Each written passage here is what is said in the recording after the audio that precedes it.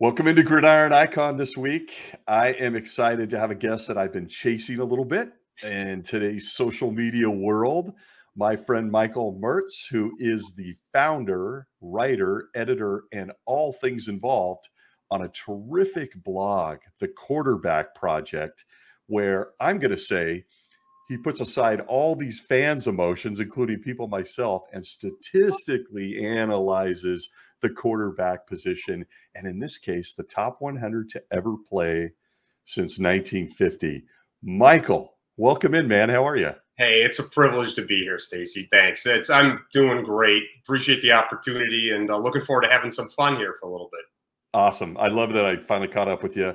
I have been a fan of your blog here, probably the past couple months. I think I stumbled upon it by accident, which is what we do in today's sporting social media world. But my friend, that thing is loaded with great information. So let's unpack what you feel is the top 100 quarterbacks since 1950. But before we get into that, because we're going to pretend like we're sitting at the bar on a couple of bar stools, or we're at the backyard barbecue, and we know what happens. Guys and girls like to argue who the greatest of all time is. And trust me, I'm going to argue with you. Fine, let's do it. You may be right. Mine's more emotion. Yours is more based on facts. But with that said, tell us about Michael. How did you what made you decide to jump into the quarterback project? Are you a former quarterback? Are you a former coach? What made you decide I'm going to start analyzing the greatest NFL quarterbacks? You know, I'm a failed backyard quarterback is what I am. I mean, the only quarterbacking I've done is, playing after Friday, 3 p.m. high school stuff with my buddies. And even then I wasn't very good. I was usually the backup. But so no, I no organized football experience. I'll be upfront too. I'm not a statistician. All right. I majored in political science, which really isn't even a science either. So I mean, take that for what it's worth. But it's just something that had been kind of gesticulating in my mind. I'd be kind of like growing up watching like NFL films and these old, Super Bowl memories episodes and learning about your Bart Starrs and your Roger Staubachs and your Len Dawsons, right? And it's always something that just kind of interested me. And a few years ago, I thought I kind of decided just crunch the numbers. I kind of expanded well beyond anything that I actually expected it to be in the first place. I got to tell you, man, it's amazing. So you and I grew up we're the same guy, a couple of wannabes, fell in love with the game. Of course, the quarterback position, maybe you agree or disagree. I think it's the toughest position to play in all of sports. And do you ever get the argument from people that are like, oh no, baseball pitcher is? I mean, have you ever heard that one? It's so interesting you bring up the baseball pitcher. I feel like in the four major sports, there's really three positions that can actually dictate the outcome of a game. One is a baseball pitcher because they can shut down the opposing team's batters. One's a hockey goaltender because they can completely obliterate an opposing team's offense. The other is the quarterback. And I think the best example maybe I've ever seen was Josh Allen in that playoff game against the Patriots, just taking every situation into his hands. And the difference of the quarterback from the other two positions is the quarterback's the offensive position. The other two are entirely defensive. So the quarterback can actually go out and win the game on his own. God, really good point, man. My argument with the baseball, I love the goalie thing. I never thought about that. I'm going to have to ponder that one. The pitcher thing always bothered me because when people want to argue, at the backyard barbecue about pitcher versus quarterback, I look at them and say, yeah, I don't see the pitcher getting chased by 4 or 5 different guys who run 4.2s that are looking to smash their face into the ground at the same time. Does it? No. It just doesn't happen. No. So good. So, okay, the quarterback position by the numbers, you've jumped into this analytical piece. Just to give yourself the credibility that people want to argue, tell us how old you are, man, because as we look at this list, there's some guys here that you and I, even with all my white hair, you and I have never seen play. I've got a few grays myself, but you know what? I'm going to turn 40 this year. So there's a lot of guys on this list that I have seen on YouTube a lot. That's where I've seen them basically. But other than that, and I think the whole point of this wasn't, I'm a list guy. And so I like, you know, your top movies of all time, right? Your best albums of all time. Love it. All those are arbitrary, though. There's no way you can analyze, except maybe for album sales, right? Or which movie won the most Academy Awards. With sports, you've got the numbers. So you can at least compile an argument for something that you're making. And that's kind of the beautiful thing I think about arguing with sports is somebody can make an argument. You can say, well, my cell phone says this, and which kind of makes it even more interesting. But yeah, that's you know part of the interest and the intrigue in the first place that got me started. That's a great point. I mean, I got to be honest with you, man. This is what attracted me to your site. And the reason being is I'm just like 100% feeler emotional guy. So I go with what I feel and what I guess we all do that, but I really do that.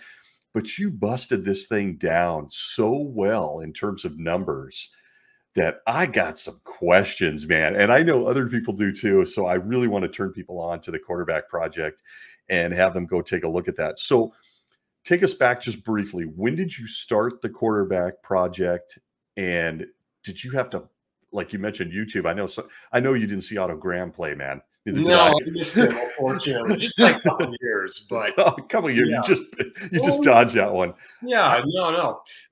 You know, I want to say I started working on it probably shortly after, which will be a bad memory for you, that Patriots-Rams Super Bowl. Oh, brutal, man. Yeah, although you got your desserts this year, so it was worth it. Amen. World champs. So it was going into the 100th anniversary of the NFL. And something in my mind triggered this was sort of something I'd thought about back doing in high school and didn't really have the means to. And so I basically just did it as fun. I had no intention of making a website out of it. I was just kind of like, you know, let's pull out Microsoft Excel. Let's pull up profootballreference.com and let's see if there's a way to come up with a result. And after about 4 or 5 months, I'm like, spent a hell of a lot of time working on this. You know, why don't I share it? And if people are interested in it, all the better. And if they're not, you know, I've left my fingerprints on the internet, I guess. So that's basically how it started. It was basically just a bunch of spreadsheets and what could or could not be considered a definitive answer. God, that's beautiful. It's so everything I'm not. So did you bust down a lot of film? Like, should we picture Michael like it's late at night and he's, you know, he's sitting there in a dark room breaking down film on, you know, Brett Favre until 4 in the morning? Or did you just look strictly at the numbers and start to put it together that way? Like leave the intangibles out of it, so to speak. And how long did it take you to compile?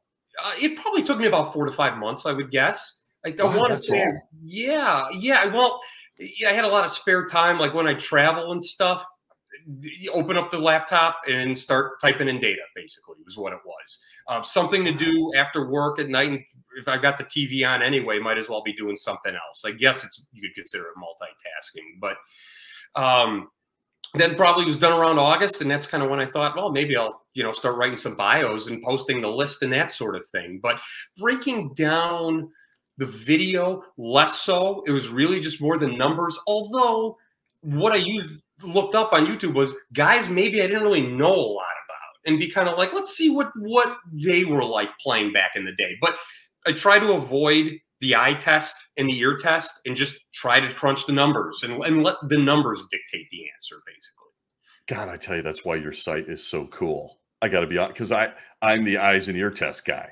And the fact of the matter remains, you've got to dig into I mean, I'm sitting here listening to you. I'm thinking, is Michael like the NFL quarterback's version of Moneyball? Like, are you like you just do the hire if any NFL franchises are looking for a stats guy? But call them up, folks. Call them up, NFL GMs. There's 32 of you out there. Okay, so before we jump into how you calculate this and really get into the fun part of throwing some names around, as you went through these statistics, and I'm probably asking this question of you too early, but I think it's a good spot.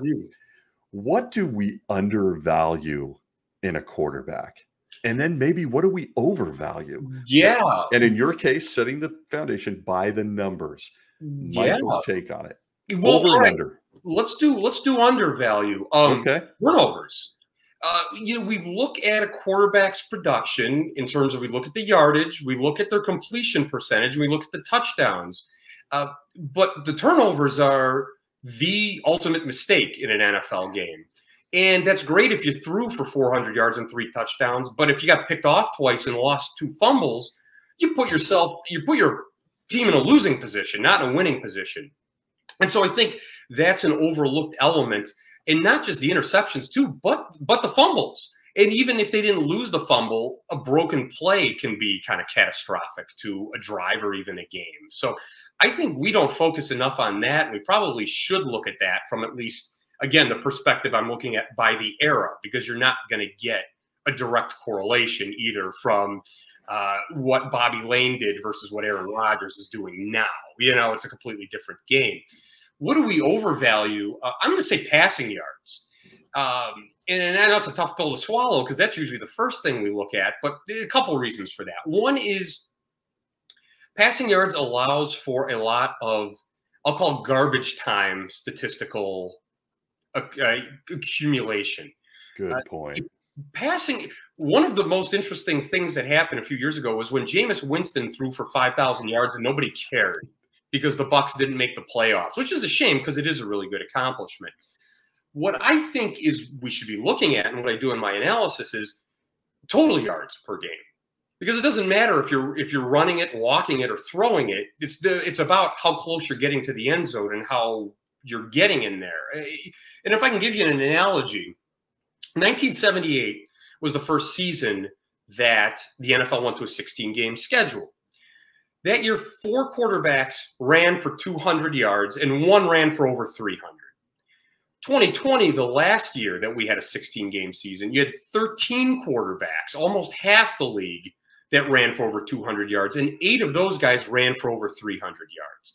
It's what used to be kind of a quirk, a dual threat quarterback, like, oh, look at Fran Tarkenton, you know, a scrambler, or even Tobin Rote before him. Now is an asset to a quarterback. You have to be able to have the defense respect the fact that you're going to take off if you're not going to find somebody open. So I think that's more important than just looking at what they accomplish through the air. You got to see what they're accomplishing on the ground as well. God, man, that's such a great point. You're just getting cheers from anybody listening right now, because there's so, I mean, that's where we're going now, right? I mean, Lamar Jackson 100%. is terrifying. What the 49ers look like they're going to try to do with Trey Lance. Just some of these guys that are more mobile, and we've moved out of that, you know, Peyton Manning, Tom Brady, Joe Flacco, those statuesque stand in the pocket things.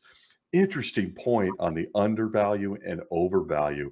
We do tend to, there's so many yards that are just garbage fourth quarter. You know, people used to be critical of Matt Stafford for that.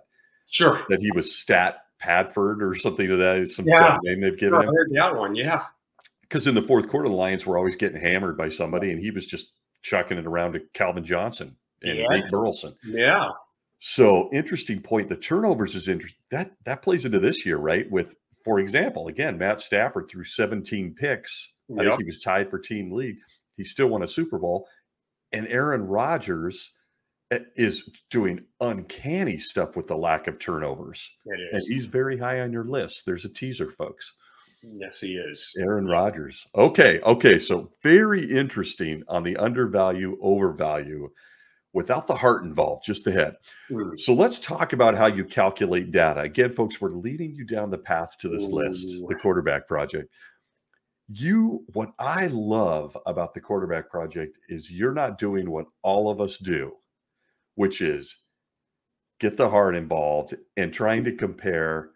Well, I'm going to get to my favorite example. It's down the road, but you're not comparing Matt Stafford, so to speak, to Otto Graham. You can't. And there's a reason for that. Tell us how you compiled your information as you put together the top 100. Sure. The best, you know, I get asked this from time to time from my friends, and I have a hell of a time explaining how I do it. So I'm going to try my best here for your podcast. And what I'm going to do, first of all, the first thing I try to do is break it down by 8 categories. Okay.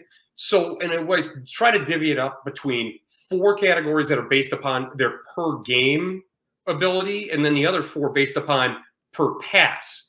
And so what I did per game was what are their total yards that they averaged per game, turnovers per game, touchdowns per game, and then their win percentage. And the other thing I looked at by passing is completion rate, interception rate, touchdown rate, and then I was torn between like, do I use yards per attempt or yards per completion? So I said, the hell with it. I'll combine the both and I'll take the average of it. And that's my last category right there. So what I did then was taken the cumulative stats that they've accomplished over their career and compared them to the average quarterback stats of the years that they played. So for example, you got Terry Bradshaw played from 1970 to 1983. So I had to accumulate all the statistics that the quarterbacks accomplished for those 14 seasons. And then how does Terry Bradshaw compare per category? And sometimes it's a positive number. It's like a deviation or a percentage. Sometimes it's a negative number. So you basically sum those up. You do it again for the postseason. And then I weighed them based upon the number of games they played postseason versus regular season. And you get a score. You get an index score, I call it. And then I gave 2 bonuses out. One is if they won a championship, because that is important critically. And nothing for runner-up, nothing for I won the AFC title but didn't win the Super Bowl. You had to win the thing because that's the most important thing. But also I did a longevity bonus. How long did these guys play compared to their average quarterback? Because I think that's important too.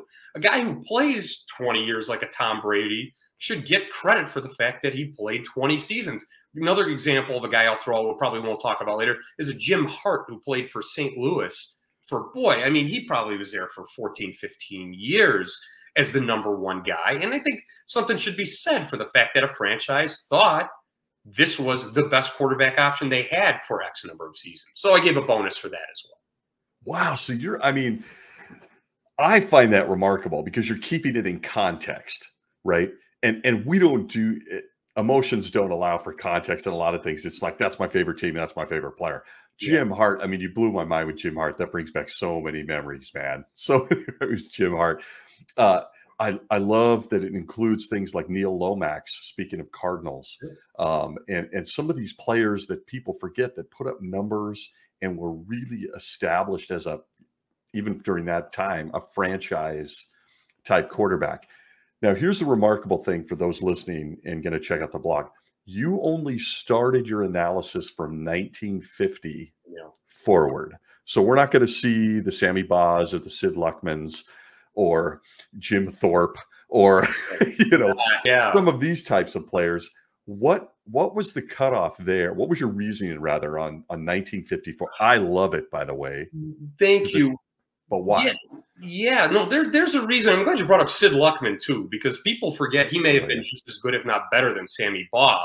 And that's an analysis I'd like to do at some point down the line. Between the two of them, or maybe even throw a guy you might be familiar with, Bob Waterfield, because there's another guy. He did Waterfield and Norm Van Bronklin. That's famous Rams. That's right. And Waterfield won, I think, a couple titles with the Rams, and he's a guy who did the bulk of his stuff pre-1950. Originally, I was going to go all the way back to 1933, the first NFL championship season. Oh, wow. The quarterback position changed significantly around 1950 for various reasons. One is that before 1950, really kind of around World War II, things changed. Teams were running wing formations. Basically, the quarterback was a glorified running back. They'd run options. The quarterback wasn't a passing position, except for guys like Baugh and Luckman. So really, it would be an unfair analysis. I think if I actually did the two of them, by the way I analyzed it, they'd be #1 and 2 by about 1,000,000 years because the average quarterback didn't throw the ball. So that's one of the reasons, just the change in the way the game was played. Secondly, a category that I used was win percentage, which wasn't started to calculate until 1950. So I would have to go back and arbitrarily determine who deserved the quarterback victory pre-1950. And then a third thing is that 1950 was a major transitional year for the NFL because its real first big competitor, the AAFC, had folded and merged partially into the NFL. So the NFL got the original version of the Baltimore Colts. They got the Cleveland Browns and they got the San Francisco 49ers. And with them came two of the most important quarterbacks in NFL history, Otto Graham and Y.A. Tittle.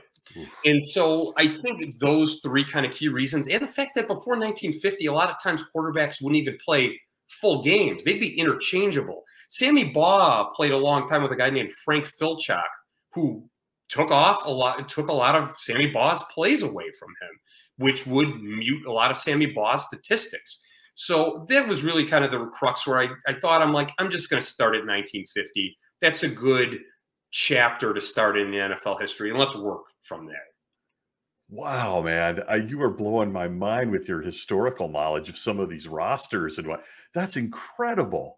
Fantastic. Yeah, and I'm guessing that's in your analysis, you're having to extrapolate or make amends, if you will, for some of those types of dynamics that were just don't exist today. We don't see well, unless you're in New Orleans with Sean Payton, you don't see platooned quarterbacks.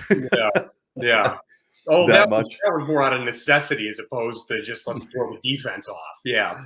Absolutely. Absolutely. So as you build this list moving forward, was there ever a moment in your head, and we're about to jump into the list a little bit, folks, but is there ever a moment in your head where you thought, I need to account for things like the new quarterback rules with, you can't touch them now. You go, Wyatt Tittle, you mentioned him, the famous shot of him, his final play as a giant in the end zone on his knees with he's bald and he's bleeding out the front of his head. Iconic. Yeah, it's iconic. And you can't hit Tom Brady like that now. No, you can't. Yeah. That's a good point. And it is something I thought about. Another example, too, other than they can't hit the quarterback rule, is the whether fairly or not named Mel Blount rule, which came in 1978 and completely changed the quarterback position. I think it was a year or two before that. A guy by the name of Joe Ferguson, the starting quarterback of the Buffalo Bills, led the NFL in passing, and he didn't even hit 3,000 passing yards. Because, at the time, you could just, if a wide receiver was going down the middle, you popped him. The ball was coming out. He was fair game. So, of course, when the Mel Blount rule came into effect, and you couldn't just harass a receiver throughout the whole play, that opened up the game for quarterbacks. We're completely right there.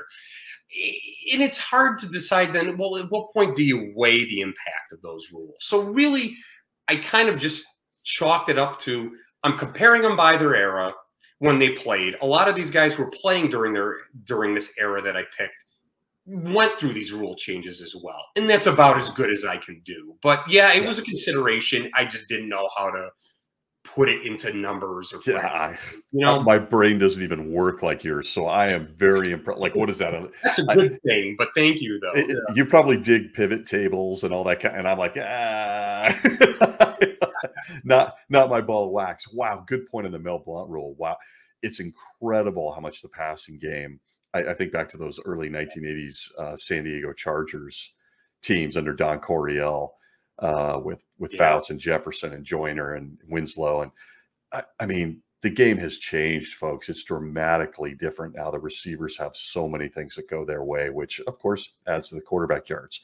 Okay, let's get into the meat of this thing, the fun part of the quarterback project, which is taking a look at lists. I'm very impressed. And for those listening, we'll, of course, give you the website for the quarterback project. But if you go there and you're like me, you've got a favorite team. For mine, it's the world champion Los Angeles Rams. Can you tell I'm getting mileage out of that, Michael? One of these days, I'll be able to say world champion Chicago Bears, but not anytime soon, unfortunately. Not going to bring up Khalil Mack at the time of this recording. That's a stinger. We'll leave that alone today. I'm not a quarterback. I don't have expertise in that. There you go. Yeah. Still got the emotions, though. That's right. That's an emotional one. Justin Fields, soon to be on this list. Okay, well. We hope so. Yeah. Oh, I think we should talk about him. He's great. What I love about this list is if you've got a favorite team, Chicago Bears, Los Angeles Rams, you can go and you've actually begun, and I guess my question is, are you going to expand that to all the rest of the teams? You've begun to kind of compile the favorite team. Because isn't that funny? Yeah. In any kind of sporting environment, you've got, I want to argue Joe Montana and Tom Brady, but I also want to argue Joe Montana and Steve Young. Yep. And Colin Kaepernick and Steve DeBerg and every Niner quarterback. So you've broken them down by teams. I have done a lot. I've probably done, maybe if I've done a dozen or so teams, I think. For a lot of them, originally just that was another one I did to just add something else other than biographies in a top 100 list. And I originally did it with my team, the Bears, because I was like, well, everybody poops on Mitch Trubisky. How good or how bad was he really? And for Bears quarterback, he was pretty great, but that's not saying much. Rex Grossman, was he better than Rex Grossman? He was better than Sexy Rexy, although Rex Grossman has so far played in one more Super Bowl than Mitch has. And I love Mitch. I feel he got kind of a bad deal with what happened in Chicago. So I'm actually hoping he does well somewhere else this year. Me too. But so, yeah, with the teams, I started doing the Bears, and I thought I'm going to expand it. The reason why I haven't done a lot of teams is I've tried to save them now for a transitional moment for that team. So, for example, I'm going to hold off on the Chargers because we haven't seen Justin Herbert play a career yet, although we're going to see a good one, I think. But, for example, what I'll probably try to do before the next season is the Steelers, because Big Ben's gone. Good point. I'm going to do the Seahawks now that Russell Wilson is gone. He's going to be #1, by the way. And then there's a teaser out of left field. Really? The big one's going to be who's #2, I think, on that list. But this is fascinating. Okay, go ahead. Yeah, that's the impetus for that. So when your team loses a quarterback, you'll maybe start to see them pop up on that list then. So interesting. Wow. Teaser for what is coming. Because I was going to bring up, let's get into this list. Let's get into the list. Folks, he breaks it down by teams. He doesn't have them all up there, but they're up there. Keep checking back. The top 100. Time will not let me go through each quarterback of the top 100, although I had a blast as a nerd junkie going through your list of the top 100. Remember, folks, since 1950. But let me start peppering you with some questions. So you bring up, because it's this week, we've got Aaron Rodgers staying put. He's very high on the list, folks, as he should be. You got Carson Wentz. Forget about that. Not quite on the list. Yeah. Not quite on the list. And then Russell Wilson. I'm going to tell you, I didn't actually prep you for this question. Russell Wilson makes the top 10 of the quarterback project list. What say you on this? I'm a little look, I love Russell Wilson, think that he should have been MVP a couple times. He's carried that franchise. Sure. But top 10? I mean, he's over Dan Marino on the list. Yes, he is. Talk to me. Here's the deal. Remember, I come up with a formula. The numbers give me the answer. I don't put any emotional weight in that. Otherwise, there'd be other guys who'd be way ahead of Russell Wilson. Russell Wilson has made the Pro Bowl in 9 out of 10 seasons. Russell Wilson, too, is in the top 5 in 2 categories of the 8 that I've done all time. And remember, it's by deviation. So it's not necessarily cumulative. But here's something that's important. And something that I'm doing is your place isn't necessarily secure. Because they're living, breathing statistics, he could have a couple seasons, he could drop down this list. So this is really, he's number 10 all time based upon what he's accomplished in 10 seasons compared to the other quarterbacks. And I'll give you another example here is when I first did the analysis, I had Matt Ryan around like 21. He's had a couple below average years, and he's dropped to about 28. Another bad year could drop him out of the top 30. I can't just pluck your 5 best seasons. I got to look at the whole body of work. But what Russell Wilson has done, if you look at the numbers, is really damn impressive. This is the first year he's actually missed any games in his career. And keep in mind, the guy's won a Super Bowl, too. Dan Marino, loved Dan Marino, didn't win a Super Bowl. And Russell Wilson really should have won 2 Super Bowls. He really should have. You know, and it's funny, look at Russell Wilson. I'm thinking, boy, 9 Pro Bowl seasons. I know which year he didn't make the Pro Bowl. The year I had him on my fantasy team. That's how it works. Yeah. So I'm not saying he's my favorite player either. But look at the guy's numbers. Compare him to what's been done. He doesn't make a lot of mistakes. Scores a lot of touchdowns. Compiles a lot of yards.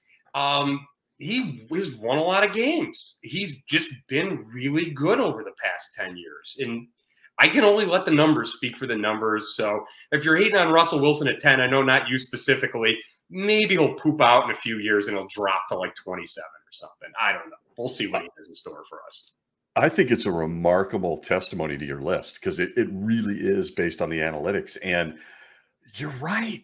I mean, I don't know how anybody argues the Russell Wilson factor. Seattle is a 4-13 team without him the last 10 years. Yeah. Give me a break, people. Yeah. He won so many games. He reminds me of Fran Tarkenton, who's also on the list. Sure. And I think he's going to do some amazing things with that wide receiver room, the running game and defense in Denver. I think I heard you tease it. You think he might get to number one on your list during the context of his career? He could, although I will say he's going to have to win a few more Super Bowls. I think yeah. A couple of those guys above him. But you never know. You know what? New change of scenery. It certainly worked for another guy a few years ago who left the Colts to go to Denver, and we all know that worked out pretty well. So, the guy's been good, and you're not going to see a lot of black ink on his Pro Football Reference page, but the guy's been in the 10 years, the 10 years in his career, he's been in the top 5 in quarterback rating 5 times. 4 of the other 5 times he was still in the top 10. So take quarterback rating, passer rating for what it's worth, but that at least supports my placement of him. So that is absolutely amazing, Michael, when you think, yeah, you're right. I mean, and he's done that. I know that your analysis per se doesn't factor in this kind of stuff, but he's had no offensive line. All of his running backs have gotten injured. He's down to like 3rd, 4th street agent running backs. He's still putting up these kind of numbers. It's nuts. He's had a good career. He should be a Hall of Famer. It'd be ridiculous if he wasn't. I agree. Yeah. Should have been an MVP once, if not twice. Probably should have. He's just up against that Aaron Rodgers, Tom Brady crowd, and that's a tough one. Yeah, that's right. And Mahomes, it's a tough crowd. Okay. Yeah. So, wow, we got the Russell Wilson chat out of the way. I kind of blindsided you with that, and you were ready. Right. Here's one that okay, folks. This goes to the true proof of the detail you're working on this blog. This list includes Neil O'Donnell. Sure it does. Okay. Mm-hmm. It's got Neil O'Donnell. Talk to me. For those not listening, folks, Neil O'Donnell, I can't even rattle off all the teams. Pittsburgh, New York. Cincinnati, thank you. Yeah, sure. How does Neil O'Donnell during his career even make this list? Well, I feel as 2 guys with beards, that alone should get him. He's better looking than us. So that's pretty cool. But so first of all, people forget he led the Steelers to back-to-back AFC Championship games and a Super Bowl. He was a solid player in his time. Probably the reason why he moves up in the top 100 list. When he retired, he was the NFL's all-time leader in interception rate, 2.1%. Nobody had ever done it better over a career. And it's not like he played 3 or 4 years. He played for at least a dozen, I think even a few more than that. He wrapped up with a couple good years in Tennessee, mostly as a backup, I think. He's still today in the top 10. Taking into account an era now where guys just don't get intercepted. A guy who gets picked off 12 times had a real bad year. So that's something that's had legs. And if I'm going to stand up for the importance of turning the ball over or not turning the ball over, I guess, I got to stick up for that. And that's why he's on the list. That is wild, man. Great explanation. So, and of course, I want to argue, I'm flashing. Yeah, but in the Super Bowl, he threw Brown those 2 most pathetic interceptions in world history. People think, the game was thrown. It was fixed. He was so bad. But interesting comments about O'Donnell. I mean, when I'm going through the top 100 your list, and I'm seeing names like O'Donnell, Jeff George, Matt Schaub is on the list. Yeah, he's at the bottom, but he made it. So yeah, he was right there at the bottom.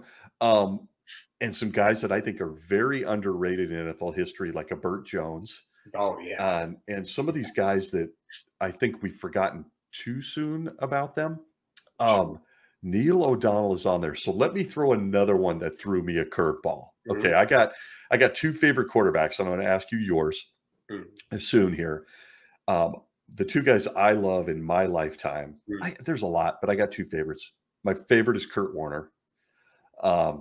And 1A is Dan Fouts. And I think they just remind me a lot of each other, boyhood to adulthood, on and on. Those are my guys. I saw Jeff Garcia is ranked higher than Dan Fouts on the Quarterback Project Top 100. Talk to me, Michael. I'm trying to figure out if that noise is everybody turning off the podcast or They're all the volume as high as possible. It's one or throwing the their other. beer cans at you on YouTube.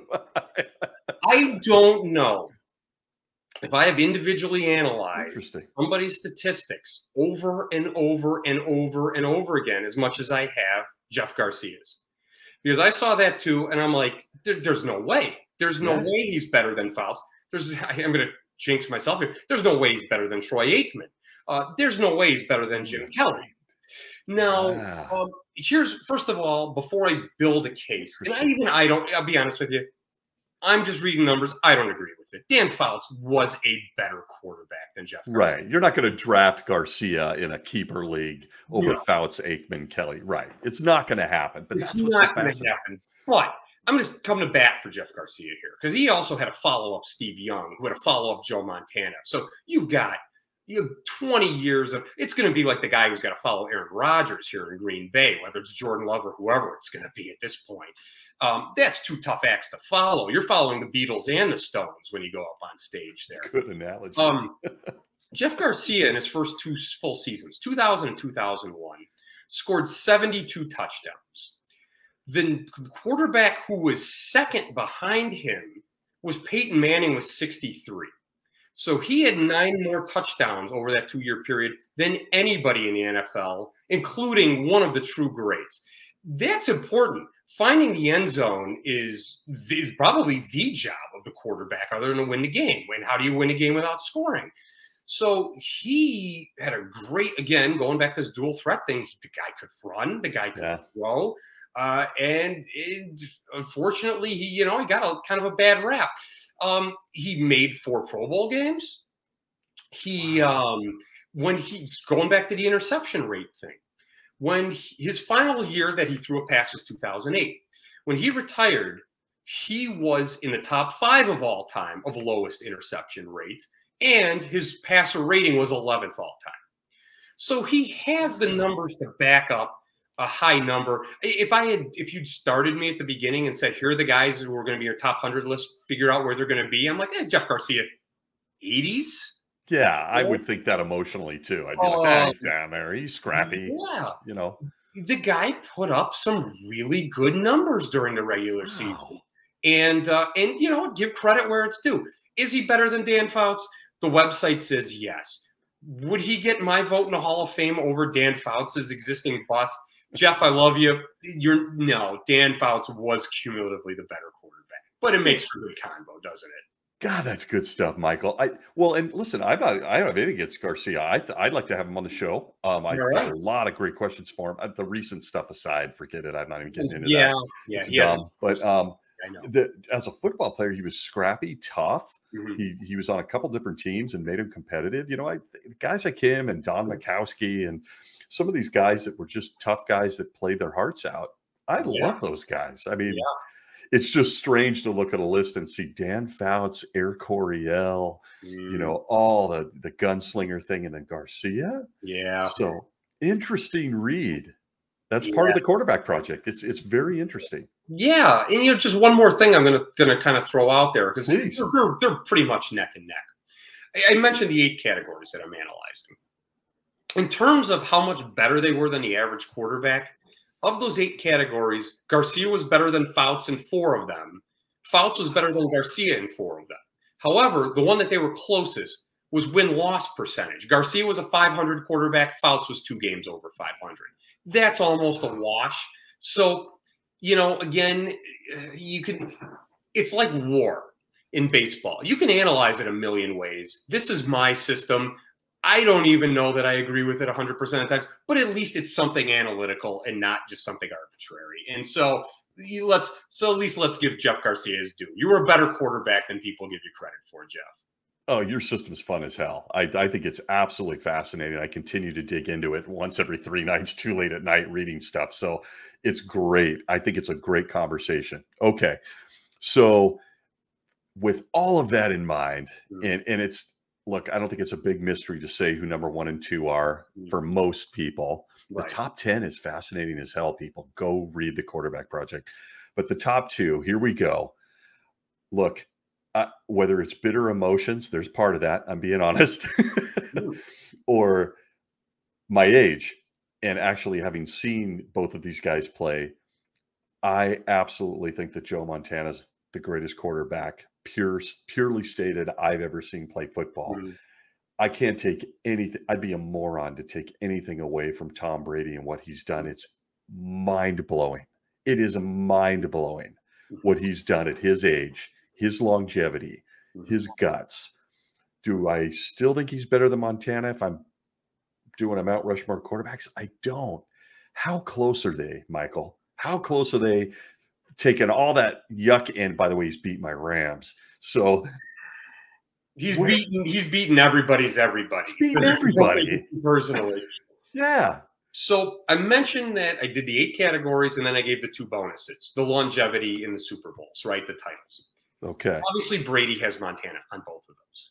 All right, because he's got the 7 championships to Montana's 4, and he's got the 20 seasons to what Montana's 12 or 13. When you just look at the statistics, just look at the numbers of the index score that I came up with. Brady was a 10.9, Montana was a 10.7. They're right there. Brady does have Montana by just a skosh. Neither of them, though, are the best statistical quarterback of all time, though. They just get it because of their longevity in the titles. Who's the best? Do you mind me? I don't know if you're. I don't mind you asking, and okay. I hate to admit it. If you want to just look at the pure numbers, the greatest quarterback of all time is Aaron Rodgers. And you know what? It's actually not even close. I have no argument with that. That's a lot coming from a Bears guy. That's a lot. I've seen a lot of Aaron Rodgers play, too, so he does pass the smell test, too. I think of the 8 categories I did, he's in the top 10 in like 5 of them, I think. He's number 1 for like 2 or 3 of them. And I think the worst, he's like 22nd. The guy just does everything. He does everything, except unfortunately wins Super Bowls. He's only done that once, and that's the only thing keeping him down. He wins a couple Super Bowls. He's going to pass Montana. He's probably going to get close to Brady. He's going to have to win a few to pass Brady. But he's the guy. Wow. He's the guy. I hate to admit it. Yeah. You don't have. I mean, I know why it's like me with Brady and the Rams and Patriots Bucs thing, but that's a lot from a Bears guy in his heart. But I don't get. I mean, people can't stand Aaron Rodgers because of his personality. I think they're nuts. Aaron Rodgers is the most physically gifted, unbelievable quarterback I've ever seen play. And he's 30. What is he? 36. Patrick Mahomes is really interesting.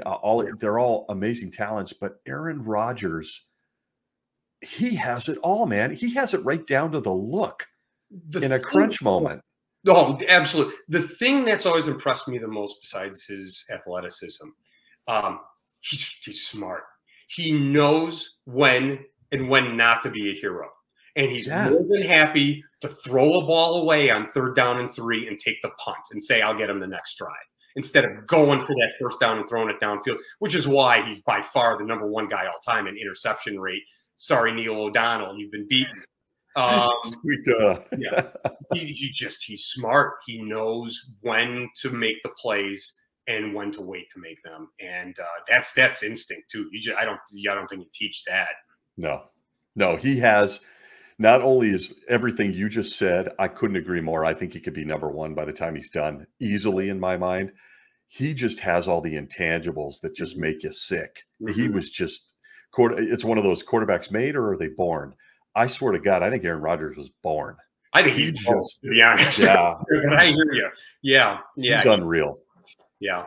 Okay. So, wow. Great info. Quarterback Project, people.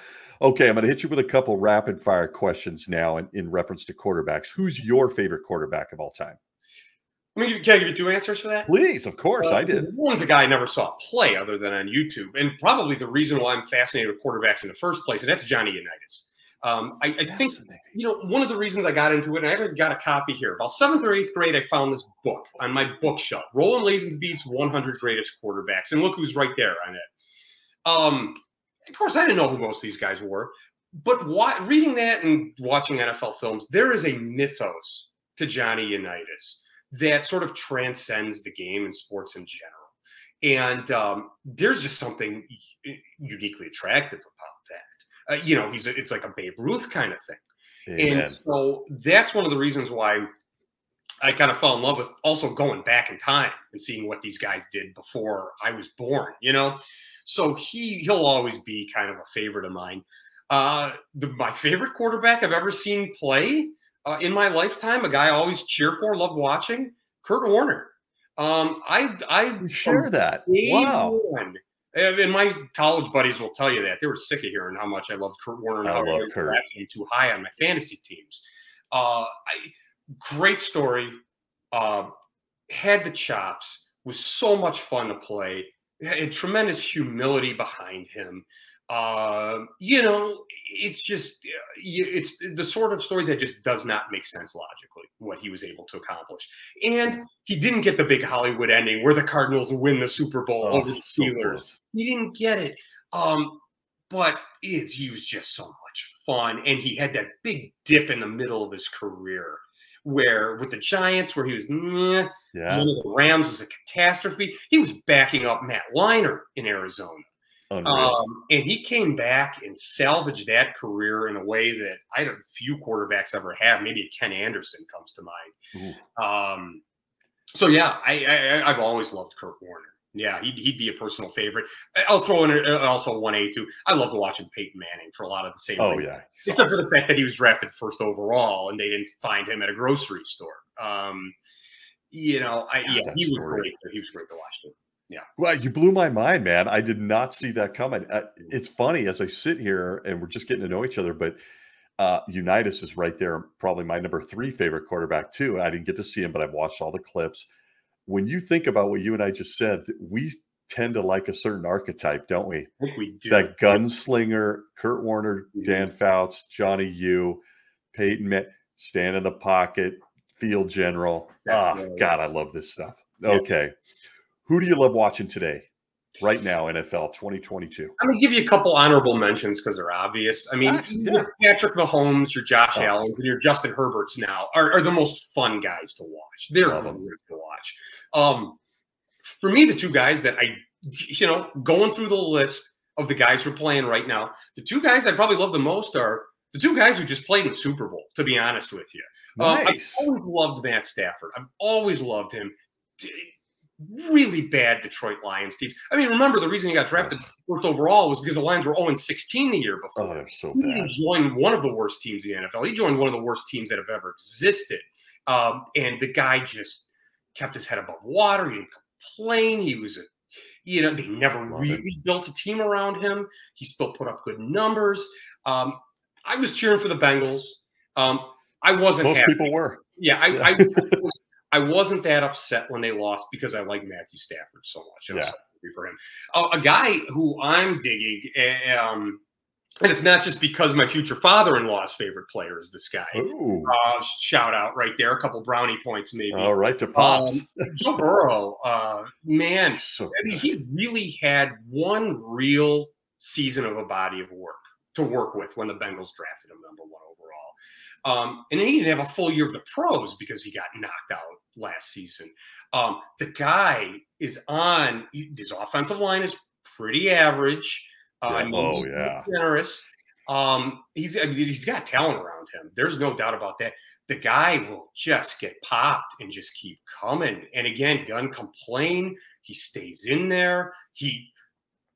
I never thought of him as a mobile quarterback. He becomes one when he has to become one. Yeah. He's an athlete. He's a fun guy to watch, and I cheer for him too. I think he's going to be a lot of fun. We're in a real goal. I mean, I guess every era is a golden era for quarterbacks, but this one's a lot of fun. There's a lot of really good guys who are playing right now, and those are two guys I'd really like to watch.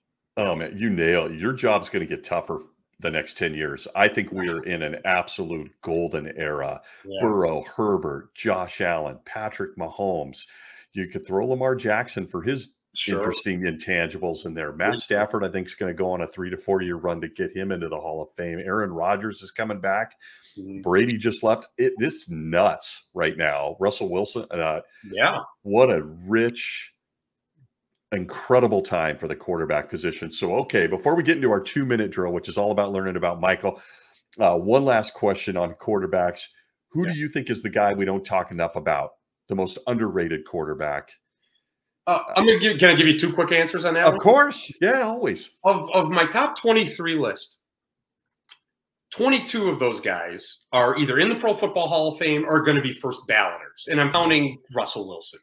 Yeah, easy. One guy who's number 13 on my list is not in the Pro Hall of Fame, and they never talk about the guy. There's a guy who played for the Raiders in the late 60s and early 70s named Daryle Lamonica. Oh, yeah. Daryle Lamonica led the Raiders to Super Bowl II. He made 2 Pro Bowls following the AFL-NFL merger. He really only had 6 solid years there, 67 to 72. But he led the Raiders to multiple AFC, AFL championship games. Statistically, he was the AFL's greatest quarterback. The debate's usually, is it Joe Namath or is it Len Dawson? It was Daryle Lamonica, but he only really was a starter for 3 years. Also, too, Hall of Fame for nicknames, the Mad Bomber. Yeah, the Mad Bomber. It's beautiful. Way up there. Yeah, that's a great one.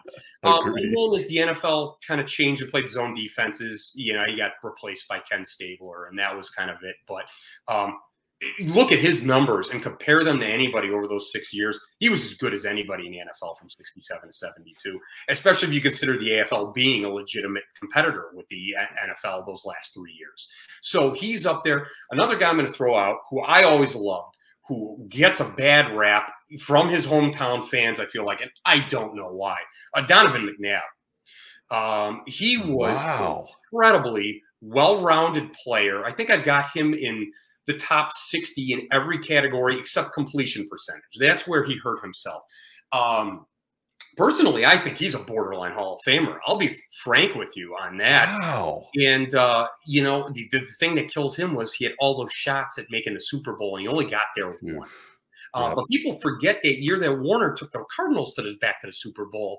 McNabb went head-to-head with him, and that could have been the Eagles in that Super Bowl. Just look at his numbers, and again, look at the total yards, look at the rushing touchdowns, look at the fact that he didn't throw a lot of interceptions in his career either. He was a pretty complete quarterback. I always liked him, and the numbers seem to justify that. So Donovan, you did good, man. You did good, I think. I got to tell you, mind blown on that one. That is one I didn't see coming from you.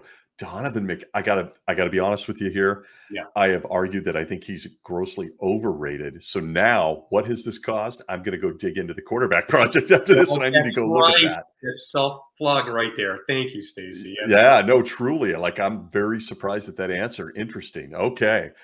We could go all night on the top 100.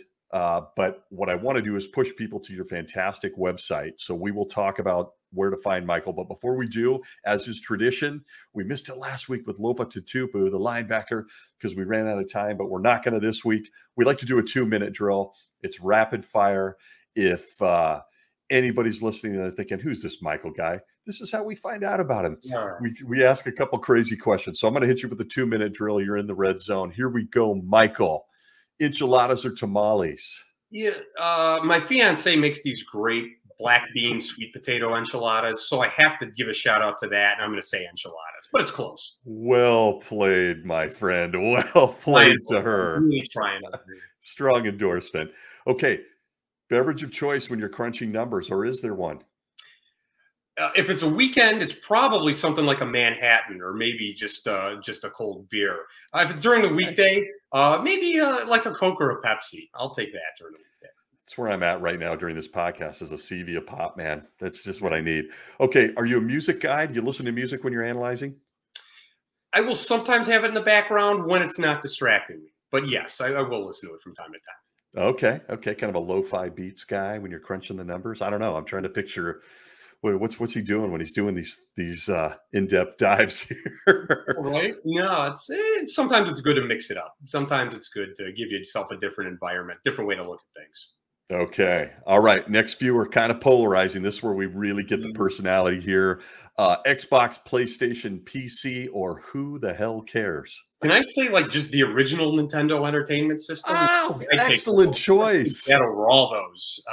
But yeah, that'd be my choice. I guess if you're forcing me to pick one of those three, I guess I'll just say a PC. That sounds good.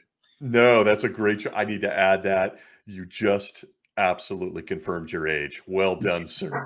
Well done, sir, Nintendo. Okay, here we go. Television real quick. The Office, Parks and Rec, are Always Sunny in Philadelphia. You know, I work in government, so I'm probably going to have to Interesting. go with the one I can most relate to, which is Parks and Rec, even though sometimes it hits a little too close to home, but you can laugh at the end of the day. I'll go Parks and Rec on that one. Okay, okay. By the way, you've got the total vibe and persona for politics. You should be. Thank you. And That's we need some good ones. We really need some good ones right now. Okay. And on movies, here we go. Anchorman, Step Brothers, or Talladega Nights, Ricky Bobby. Boy, I got to be honest with you. I've only seen one of those three movies. Shame I on love me. it. So No, it's okay. pick the one I've seen, and that's Anchorman. Of course. I love it. Okay. And then you are ordered to take a year off from analyzing quarterbacks. What are you doing, my friend? Boy, the simple answer is whatever I want. But you know what? Something I'd always wanted to do was before I started working on the quarterback project, I actually started working on a novel completely unrelated to football. And maybe if I got away from the quarterback project, maybe I'd pick that up again. That could be fun. That I totally believe it. Reading your information. That's okay. I should have guessed that one. All right. Folks, the Quarterback Project, this wonderful, wonderful blog of information for those of us that love quarterbacks. And I want to thank you, Michael Mertes, for such a fantastic deep dive interview. I am going to be very candid as we close this out. I am going to be calling you again. We need to have you on and crunch. I may have you on with a quarterback. FYI, I've actually had a conversation with Kurt Warner about being on Gridiron Icon. He said, I'd love to, just too busy right now.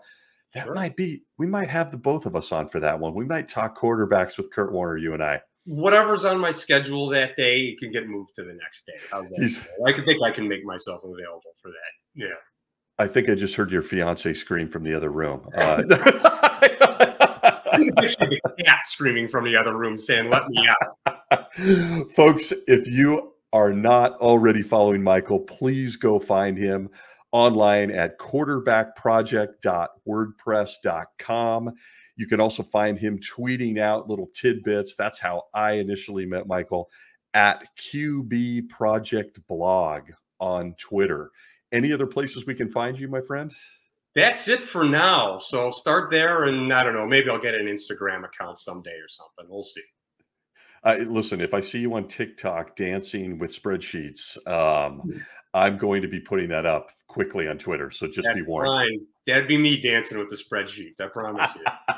I love it. Thank you, my friend. Folks, go follow him. We will see you next week on Gridiron Icon. Like, subscribe, follow us at gridironicon.com. Michael, thank you, my friend. Yeah, my privilege. Thank you, Stacy.